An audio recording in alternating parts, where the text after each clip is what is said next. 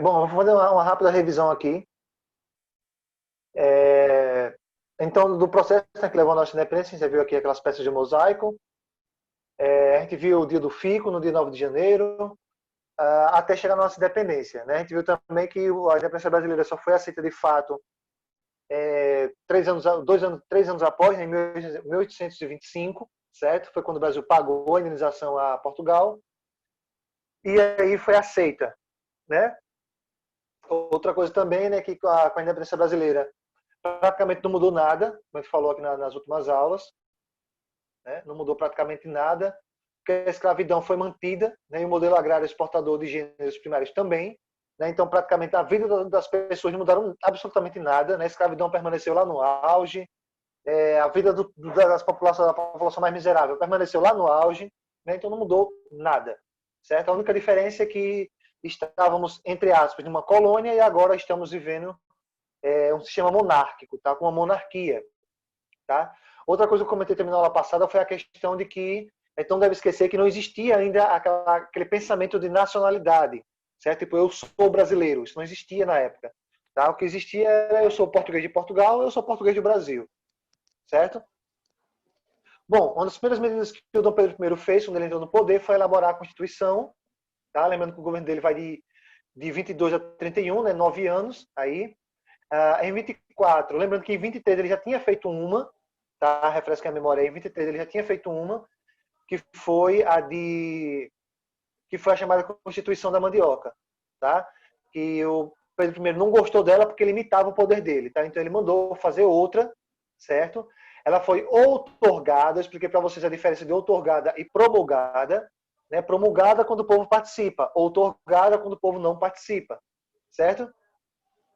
Então essa Constituição aqui de 24, ela foi criada especificamente para manter o poder do rei, certo?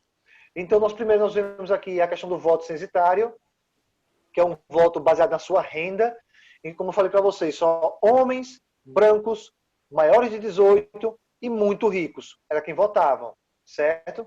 Além dos três poderes, tá? Que nós temos aqui, além dos três poderes, são os poderes tradicionais, executivo, legislativo e judiciário, nós temos aqui também agora a introdução de um novo poder, tá? Que é o chamado poder moderador, certo? Poder moderador. Lembrando que de moderado não tinha nada, porque era um poder que estava acima de todos os outros, tá? Só quem tinha esse poder, obviamente, era o rei, né? O Pedro I, ele gostava de se chamar de imperador, né? Mas ele era um rei, certo? Enfim, então basicamente era um tipo de constituição que beneficiava especificamente o imperador, né? Não esqueçam disso, né? Então dava todos os poderes ao imperador, certo? Bom, vamos lá. Então, Guerra da Cisplatina, nós falamos aqui nesse ponto, na aula passada, certo? Então, a Guerra da Cisplatina foi basicamente o seguinte: foi uma guerra, né? Foi um conflito que ocorreu entre 25 e 28, foram 3 anos de conflito, tá? Naquela região que hoje em dia é o Uruguai, tá? Então, a Guerra da Cisplatina é a região que hoje em dia é o chamado Uruguai, certo? Então, ali era chamada província da Cisplatina, tá? Para quem não sabe, o Uruguai fica próximo ali, né, à fronteira com o Brasil, certo? Então, essa província da Cisplatina foi incorporada ao Brasil em 21, tá? Entre 1821. O que hoje em dia o Uruguai passou a pertencer ao Brasil, tá? Porém, o que acontece? Devido à diferença de cultura que era muito grande, certo? E vamos combinar, pessoal. Vocês devem saber muito bem que quem colonizou toda a parte do oeste da América do Sul foram os espanhóis, tá? Então a cultura, língua, crença, enfim, era tudo bem diferente. Tá? A única coisa assim, que se assemelhava um pouco, de certa maneira, era só a religião que era católica, tá? Mas tirando isso, era tudo completamente diferente. A forma de vestir, a forma de pensar, de agir e tudo mais. Então não deu certo. O que é que acontece? Tá? O que é que acontece aqui? O Uruguai, no caso aqui, ele quis formar um país independente, certo? Esse aqui foi o lance, esse aqui foi a treta, foi a questão, tá? Porque o Uruguai tentou aí formar um estado independente, certo? Tentou formar um estado independente. E, obviamente, então, em 1825, né, apoiados pela Argentina, começaram a luta contra o Brasil. Então, vai ter um apoio aí, né, vai ter uma aliança, vamos dizer assim, tá, entre Uruguai, e Argentina, certo? Ele vai ter uma aliança aí, uma certa união, tá? Até porque a Argentina também tem interesses, né, no comércio do Uruguai, tá? Então vai ter essa aliança aí, a gente entre os dois. E o que é que acontece? Depois de 3 anos de combate, né, o Dom Pedro I teve que fazer um acordo. Brasil e Argentina reconheceram a independência do Uruguai. Resultado, pessoal, mesmo que o Brasil fosse um país enorme, com um poder militar enorme, mas o Pedro I estava cagando para o Brasil e estava cagando para o Uruguai. O que ele queria era mais poder. Chegou um ponto, depois de 3 anos de conflito, né, de 25 a 28, tá? Depois de 3 anos, eles viram que não tinha futuro, acabou fazendo um acordo, e foi assim que o Uruguai se tornou independente. Tá? Foi dessa maneira que o Uruguai se tornou independente, depois desse acordo entre Brasil e Argentina, porque era uma guerra que, entre aspas, não levaria a nada. Tá? Mas o problema, pessoal, é o seguinte, tá?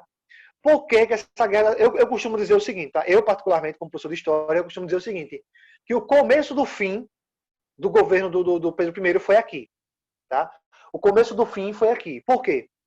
A Guerra da Cisplatina, olha aqui esse último ponto, gente, aqui, tá? A Guerra da Cisplatina, se você observar bem, foi uma guerra que... A minha internet tá muito ruim aqui, viu? Certo, não tem problema, não precisa me explicar não. Todo mundo tá assim, tá péssima. Na outra aula teve um aluno mesmo que saiu acho que umas 4 vezes de aula sem querer. É Tá? sempre assim, professor. Sempre acontece nas Viu, aulas. pessoal? Então, gente, a Guerra da Cisplatina, a grande treta da Guerra da Cisplatina foi isso, tá? Que ela trouxe muitas mortes e perdas materiais para o Brasil, ou seja, foi uma guerra completamente inútil. O Brasil incorporou a Cisplatina, né, no caso o Uruguai, incorporou ao Brasil, não tinha o menor interesse de envolver ou de desenvolver essa região, entrou num conflito com até outro país que estava de fora, que era a Argentina, né, ali, e no fim das contas o Brasil ficou sem até o território, sem falar na quantidade absurda de pessoas que morreram nessa guerra, né? E, gente, vamos combinar, toda guerra, ela exige muitos recursos, certo? Então, eu sempre costumo dizer que o começo do fim certo, Emily, tá certo. Viu, gente? Eu sempre costumo dizer que o começo do fim do governo do Pedro I foi isso aqui, foi a Guerra da Cisplatina. Tá? E você percebe que foi logo no começo do governo dele, né, em 25, ou seja, fazia o quê aí? 3 anos que ele estava no governo. Né? Logo que o Pedro I conseguiu a nossa independência, entre aspas, né, ali, ele já se envolveu numa guerra completamente sem necessidade. Tá? Ele levou 3 anos essa guerra. Tá? Então foi uma guerra que o Brasil só teve perdas. Então, a partir desse momento, olha o que é que diz aqui embaixo, pessoal. Né? Dom Pedro I enfrentou, né, no caso aqui, ó, né, oposição cada vez mais forte. Tá? De quem? De muitos políticos e da própria população. Tá? Até porque eles vão combinar que quem ia para a guerra, a bucha de canhão da guerra, era o povo, era a população. Tá? O exército brasileiro não é tão grande assim. Então tinha muitos voluntários que iam para lá. Certo? Tinha muitos voluntários que iam para lá. Voluntário assim, voluntário / obrigados. Tá? Ia para essa guerra. Então, assim, foi uma guerra que, cara, não serviu para nada, só fez causar muitas mortes e perder muito dinheiro, perder muito recurso. Tá? Por isso, botem na cabeça de vocês, pessoal. Tá? Como eu falei para vocês, o governo do Pedro I foi um governo péssimo, porque era um governo autoritário, foi um governo que não ajudou a população literalmente em nada, tá? Foi um governo que só fez aumentar a escravidão no Brasil, certo? E para piorar a situação ainda perdeu essa região da Cisplatina, né? Foi vergonhoso para o Pedro I, além de ele passar essa vergonha, esse vexame, ainda causou muitas mortes e perdeu materiais, tá? Então, botem na cabeça de vocês. Se vocês quiserem até anotar, pode até anotar aí, tá? Que o primeiro motivo para a queda do governo do Pedro I foi a Guerra da Cisplatina, certo? Vamos lá, Confederação do Equador, outra treta, tá? O que foi a Confederação do Equador? Basicamente, gente, como eu falei para vocês, tá? Foi uma revolta, por isso que eu falei para vocês, gente, guarda aquela palavrinha na cabeça. Lembrou do Dom Pedro I? Palavrinha-chave, autoritarismo. Eu acho que eu falei para vocês na última aula, né? Eu sempre falo isso. Eu acho que eu comentei, né? Lembrou de Pedro I? Lembre-se da palavrinha-chave, autoritarismo, certo? Então, essa revolta aqui foi uma revolta contra o autoritarismo do Pedro I, como eu falei para vocês. E, basicamente, pessoal, o que vocês têm que lembrar é o seguinte. Confederação é quando há um grupo de pessoas unidas. Tá? E quem era esse grupo de pessoas unidas? Gente, Pernambuco, Ceará, Rio Grande do Norte e Paraíba. Certo? Então, essa confederação, resumidamente, a confederação foi essa união entre esses estados. Tá? Esses estados do Nordeste do Brasil, tá? Foi quando o Nordeste brasileiro se uniu, tá? Para lutar contra esse autoritarismo. Até porque vocês devem estar lembrados que, desde a época do Dom João VI, né, quando eles vieram para cá, eles se alocaram, né, eles ficaram morando no Rio de Janeiro, né, no sul do Brasil, vamos dizer assim, no centro-sul do Brasil. Então, praticamente o Nordeste foi abandonado, cara. Tá? O Nordeste foi abandonado. É justamente isso aqui que diz o terceiro ponto aí. Tá? Então, as condições de vida da população nordestina eram péssimas, até hoje. Né? Tinha a questão da escravidão também. Uma desigualdade social imensa. Tá? Uma desigualdade social imensa aí. E aí nós vamos ter alguns líderes, tá? Entre eles, eu até grifei aqui para vocês, entre eles nós podemos destacar aqui um dos líderes mais famosos, tá? Conhecidos inclusive mundialmente falando, tá? Que foi o famosíssimo Frei Caneca. Inclusive até a Igreja Católica canonizou ele como santo católico, né? A Igreja Católica tem esse costume de canonizar todo mundo, né? Então, eles canonizaram, né, o Frei Caneca, né? Ele foi um dos líderes aí dessa revolta lá da Confederação do Equador, sendo que ele foi condenado à morte. Tá? O governo de Portugal, o Dom Pedro I, né, ele não dava garapa. Tá? Então ele condenou o Frei Caneca à morte. Certo? Bom, então deixa eu ver se tem mais alguma coisa aqui, se eu coloquei mais alguma coisa. Não. Gente, resumidamente, tá? Tanto a Confederação, tanto a Guerra da Cisplatina, preste atenção, tanto a Guerra da Cisplatina, como também a Confederação do Equador, foram dois motivos, tá? Foram dois motivos que levaram à queda do Pedro I, tá? Porque foram duas revoltas ridículas, duas revoltas sem sentido. No caso, a primeira sem sentido, não tinha motivo nenhum para acontecer a Guerra da Cisplatina. E essa segunda até tinha motivo, né? Então isso aí só fez manchar a imagem do Pedro I, né? Porque ele abandonou completamente o Nordeste brasileiro, tá? Abandonou completamente. Então a população passava miséria, passava fome. E o pior, quando o povo se revoltou, qual foi a decisão do Pedro I? Mandar matar todo mundo. Né? Então alguns foram presos, né? O Pedro Cardoso, aliás, Pedro Pedroso e o Paes de Andrade, né? Eles eram dois líderes também, mas eles eram ricos. Né? Então, basicamente, eles foram só presos. Mas o Frei Caneca foi condenado à morte. Tá? Então foram duas revoltas que mancharam a imagem muito do Pedro I. Certo? E aí nós chegamos praticamente no fim do governo dele, pessoal. Vocês podem perceber que o governo dele foi marcado por coisas péssimas. Então, vamos lá, vamos definir aqui definitivamente quais são os pontos mais importantes para vocês entenderem. A abdicação. Aliás, primeiro, vocês sabem o que é abdicação, gente? O que significa abdicar? Não, não sei. Olha só, gente, abdicar ou abdicação significa abandonar. Então até anotem para não esquecer. Tá? Anotem aí para vocês não esquecerem, mas nunca. Abdicação significa abandonar algo. Então, por exemplo, imagine que agora eu vou abdicar do meu cargo de professor na educativa. Eu estou abandonando a educativa. Certo? Eu vou abdicar do meu direito de fazer alguma coisa. Eu estou abandonando aquele direito. Certo? Então, esse momento aqui, pessoal, o último momento do governo do Pedro I foi a abdicação dele. Ele vai abandonar o governo. Certo? Então, Pedro I ele vai começar a levar tanta pressão, mas tanta pressão, pelo autoritarismo dele, por esse monte de medidas erradas que ele tomou, né? Que ele era um governante horrível, horroroso, né? E vai chegar um momento que ele vai abandonar. Não vou ficar aqui não, ele vai abandonar, certo? Então vamos lá. Primeiro ponto aqui que nós devemos destacar, não esqueçam, palavrinha-chave do governo dele, governo autoritário. Certo? Esse aqui foi o primeiro motivo para a abdicação dele. Segundo motivo... Foi um médio e ainda era autoritário. Pois é, né? Uma. Segundo motivo, Confederação do Equador. Terceiro motivo, Guerra da Cisplatina, como eu falei para vocês, tá? Então, a vida pessoal, né, conturbada, né? Ou seja, como eu posso falar para vocês? Enfim. Um detalhezinho, viu? Até esquecendo. Teve um jornalista chamado Líbero Badaró, tá? Esse Líbero Badaró, cara, maravilhoso. Ele enchia o saco do Pedro I. Ele era o cara que ele escrevia, tinha uma coluna de jornal, tá? e ele escrevia, cara, ele descia, só não chamava o Pedro I de santo, né? Então, por isso ele foi assassinado, tá? Foi assassinado. E, obviamente, pessoal, vamos combinar aqui, né? Não tem nenhuma, assim, prova concreta que foi o Pedro I que mandou assassinar, mas, bicho, Né? qualquer ser pensante vai sacar na hora que foi o Pedro I, Se não sai de tá? lá, Então, fique calado.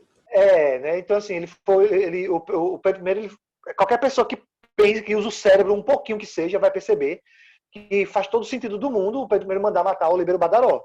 Qual foi o problema?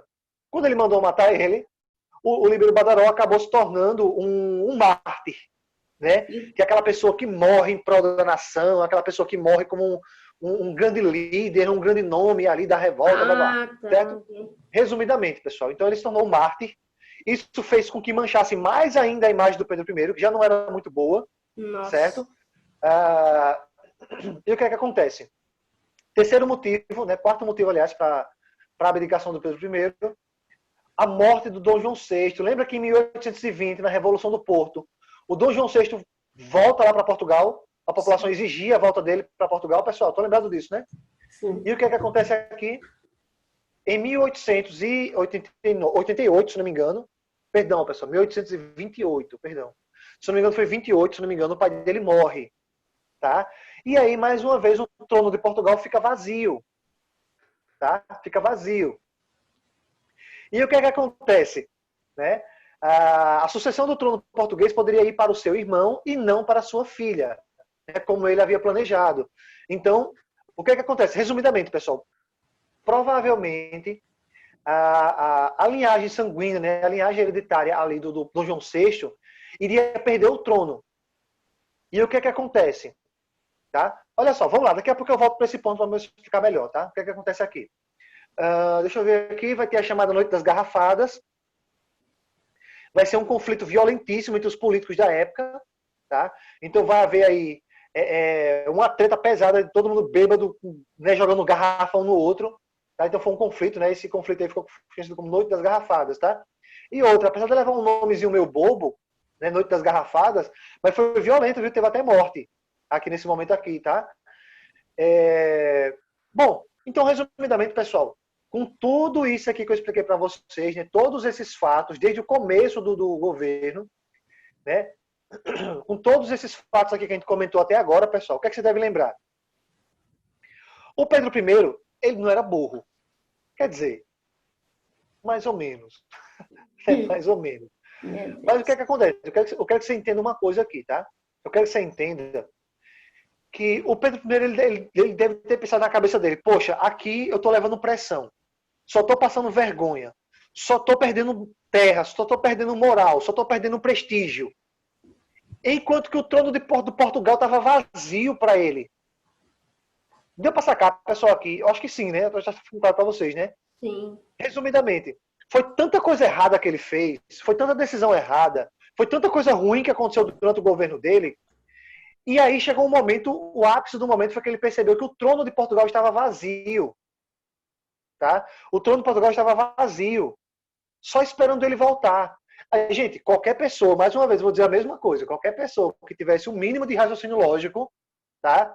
Vai pensar, poxa, eu vou estar aqui no Brasil levando pressão, perdendo prestígio, perdendo autoridade, como eu coloquei aqui, pessoal, para vocês, ó, né? Como eu coloquei aqui embaixo, ó, percebendo que tinha perdido a sua completa autoridade. Tu acha mesmo que o Pedro I ia permanecer aqui no Brasil, né? Só se ele tivesse, assim, realmente, né, o ápice da burrice dele, ele ficar no Brasil. Tá, gente? Então, ele percebendo que ele tinha perdido essa autoridade dele, o que é que acontece? Né?